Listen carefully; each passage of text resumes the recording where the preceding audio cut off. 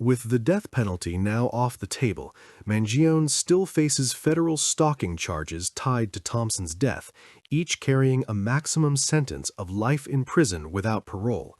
State murder charges in New York also remain, and the Manhattan District Attorney's Office is pushing for a state trial to begin this summer.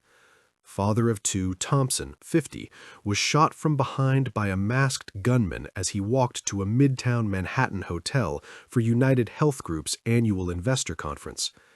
This week, a Minnesota man allegedly impersonated an FBI agent in an attempt to free Mangione from the Brooklyn jail where he is being held.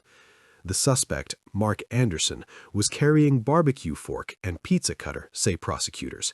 He is now being held at the same facility as Mangione. Mangione, 27, has pleaded not guilty to both federal and state charges in the December 2024 shooting of Brian Thompson, a father of two and CEO of United Healthcare. Prosecutors originally charged him with murder under a federal statute that could carry the death penalty if the crime was committed during another violent felony. Among the items in the bag were a gun, fake IDs, and a notebook with writings that allegedly detailed Mangione's grievances against the U.S. healthcare system. Defense attorneys had sought to dismiss that evidence from trial, arguing that authorities obtained it illegally without a warrant. Mangione, an Ivy League graduate from a wealthy Maryland family, is also facing 9 charges in a separate case brought by New York State prosecutors, including second-degree murder. Garnett's decision came as the defendant was due to appear in court for a hearing on Friday.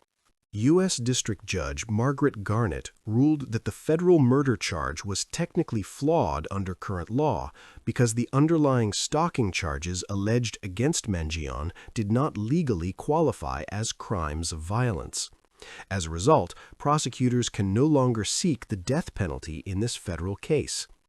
Jury selection in the federal trial is scheduled to begin on 8 September, with opening statements due to start on 13 October.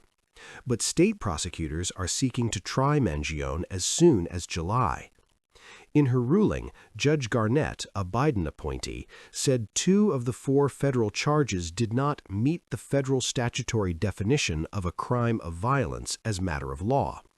She noted that her decision was solely to foreclose the death penalty as an available punishment to be considered by the jury. Garnett's ruling was a setback for the Justice Department, which had called Thompson's murder a premeditated, cold-blooded assassination.